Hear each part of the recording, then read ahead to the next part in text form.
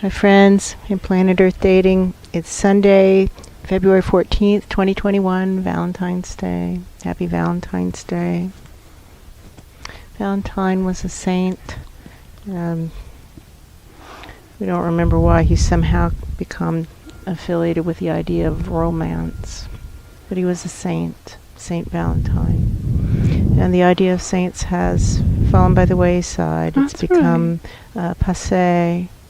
And saints are dead people who are really trying to help and who have A, been affiliated with the Catholic Church, or they're not recognized as saints by Catholicism, and B, have been able to reach interdimensionally and create some kind of healing miracle, or miracle for the benefit of humanity for the most part.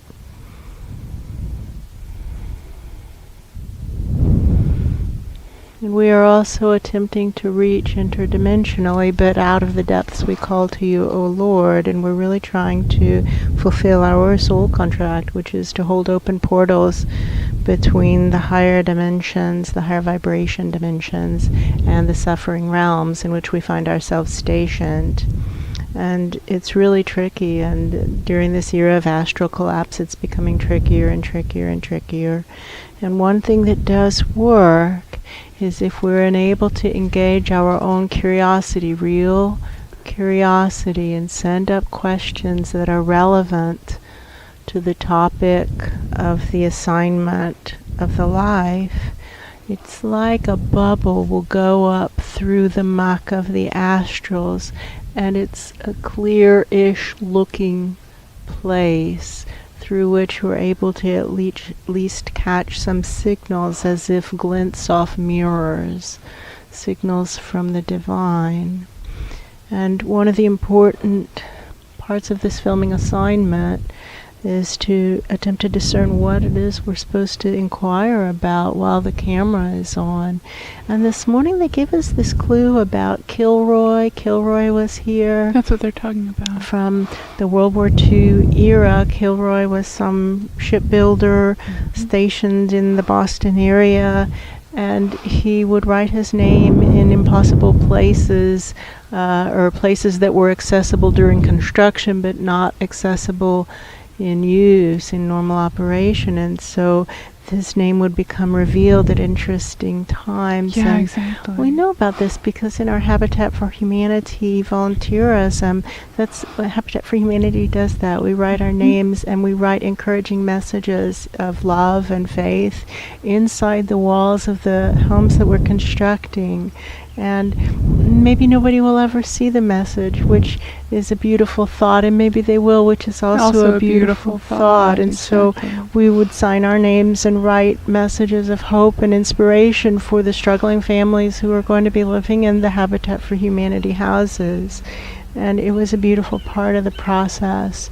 And so Kilroy did that apparently back in the early 1900s during the World War II shipbuilding era. He was born in 1902. That's right.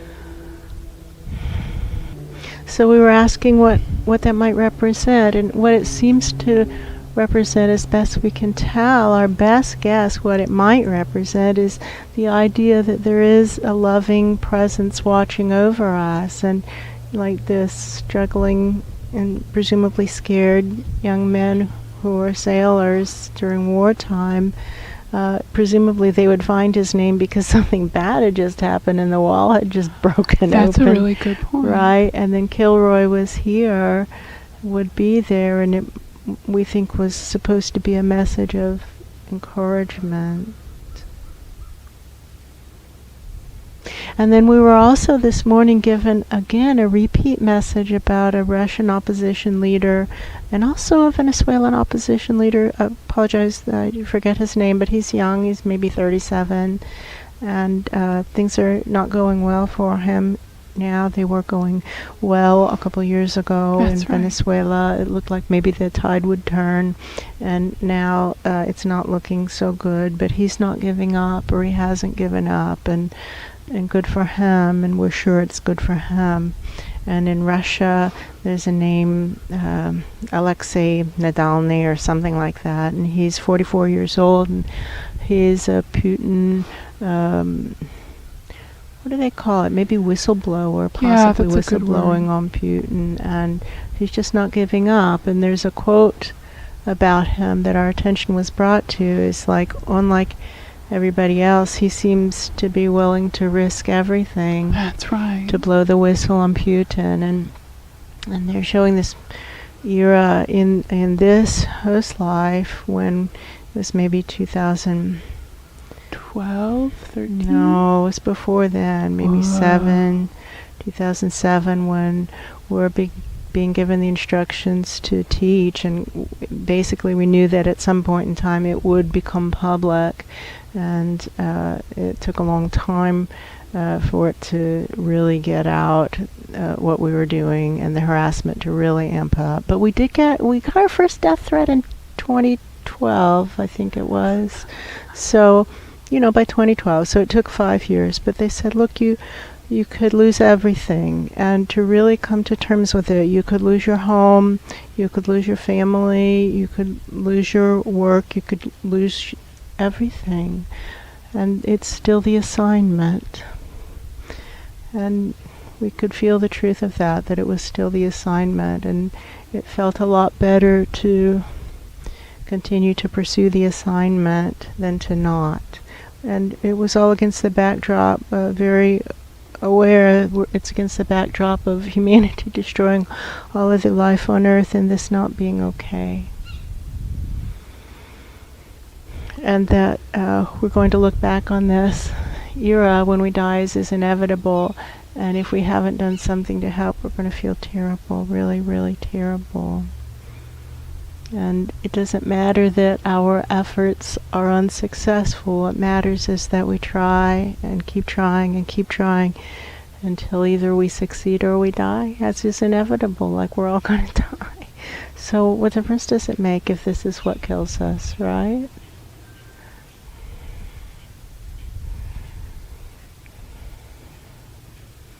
One of our nephews, this one's nephews, that one's cousin, was expressing concern about us, and we understand and we appreciate his concern, and we love him very much, and we want him to be safe also. But when we die, we don't want to feel like there maybe was something else we could have done to stop the destruction, and we wussed out. We don't want wussing out to be our legacy. And we're only speaking for ourselves. We That's can't speak. true. Yeah. Can't speak for that one, but we don't want wussing out to be the legacy. No. So we acknowledge that we have lost most things already, and that it's been sad and terrible and also freeing. There's this wonderful poem. That's what they're talking about. Yeah, and it's the art of losing isn't hard to master. Losing wider, losing faster.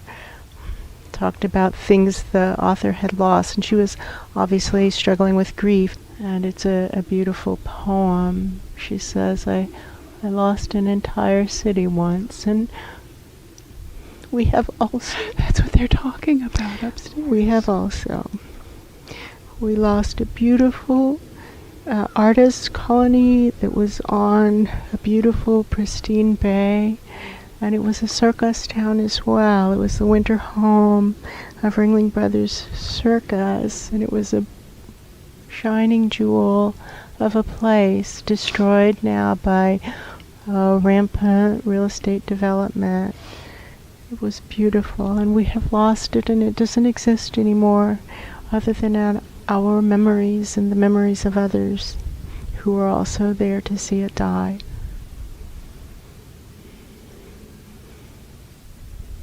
And it's wonderful to have had that experience because it helps us relate to the rest of the planet whose homes are being destroyed, the rest of humanity and the rest of the other species. And it's even worse for them because it isn't their species who's doing it. That's what they're talking about. And so now, out of the depths, we send this inquiry up, is how can we be of service right now to hold this portal open so true divine presences can see what's actually going on. And we know that the briefing manuals upstairs are not correct, is that the news that's making it out of the depths to true divinity is not accurate, or they would act. Because, and this is something that happens down here in Ground Zero, is that humanity says there is no God, God wouldn't allow this. And we agree that divinity wouldn't allow this if divinity knew what was occurring. And just the fact that we can't reach out of this black hole to divinity doesn't mean there is no divinity. And we've just fallen into a black hole by the law of attraction. We as a collective, as a planet, as a interdimensional collection affiliated with the area that includes planet Earth, we've fallen into a black hole. And there's a lot of cosmological data that supports that if you start to interpret it with the question of, wait a minute, could we have fallen into a black hole? And then all the bit about the expanding universe makes sense, because we're falling away from the universe. That's what they're talking about. How is this helpful? How is this helpful? How is this helpful to stop the destruction in a fair and just way? That's what we want to do. That's our assignment. Well, it's a necessary step of the assignment. The assignment is to create worlds that work in all dimensions and for all categories of sentience. I hear you. Since that's what our soul contracts commit us to doing. But in order to do that, first things first, we have to stop the destruction that's occurring. Because how can we create worlds that work when destruction is still ongoing? That's impossible. You have to stop the destruction.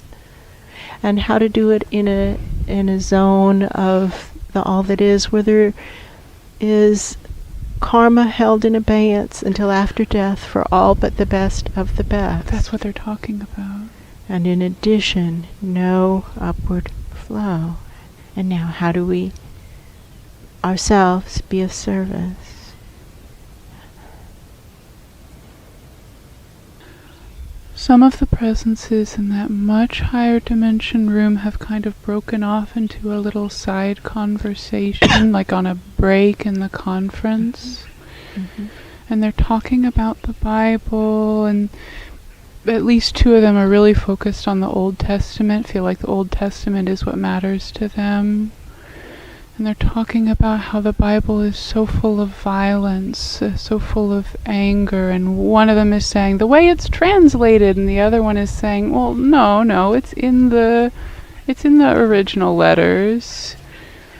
Well, the translations do make it worse, and they're also talking about the rareness of literacy in that era. Yeah. And how therefore there were maybe 1 in 1,000 people who could read and write, and so that was who wrote the Bible. They're talking about Solomon, King Solomon writing chunks of it, and King David writing chunks of it, and there were very few people who were literate. Exactly, and then someone is talking about the Psalms, that section of the Old Testament, and how it feels like an oasis of peace inside of a very loud, crashing document or series of documents. It's a diminishment of the fighting, and some of the Psalms, like 141, it's peaceful. Some of them are actually peaceful. That's what they're talking about. But look at Psalm number 141 if you have access to a Bible, and consider its relevance to us today, to all of us today, not just these two host lives. And now it's starting to rain, and that means it's going to be raining on our camera. That's right. So we might have to bid you adieu.